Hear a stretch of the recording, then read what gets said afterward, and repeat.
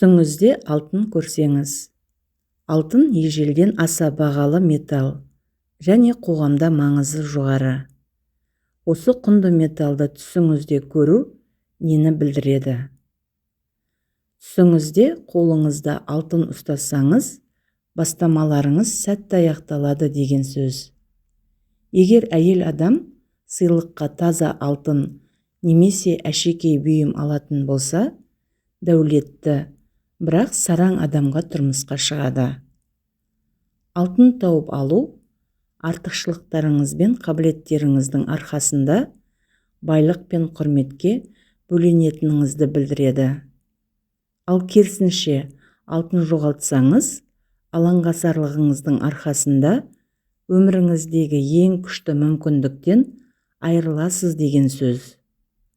Алтын кенін тапсаңыз, күрделі, бірақ құрметті жұмыс сізге жүктеледі. Ал алтын кенінде жұмыс істеп жүрсеңіз, өзгелердің меншігін заңсыз иемденетініңіз жайлы хабардар етеді. Бұл түс сізге мұндай әрекет ертең зиян болатынын ескертеді. Сондай-ақ алтынды көрген адамға байланысты түс те әртүрлі жорылады. Егер ер адам түсінде алтын көрсе, мансабы жоғарылайды. Бойжеткен қыз көрсе, тосын сыйлар мен сыйлықтар күтеді.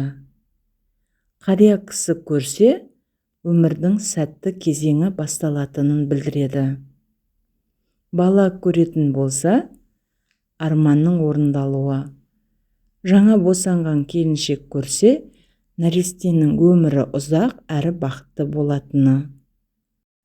Аяғы ауыр келіншек түсінде алтын көрсе, аяқ-қолын бауырына оңай алатынын білдіреді. Егер алтын неке жүзігін көрсеңіз, көп ұзамай тойға барасыз.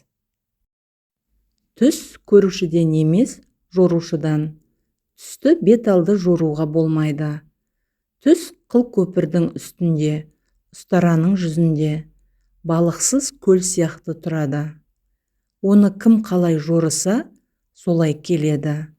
Жаман түсті де жақсыға жориды. Сондықтан да көрген түсіңізді барлық адамдарға айта беруге болмайды. Түсті жори алатын жақындарыңызға айтқан жөн.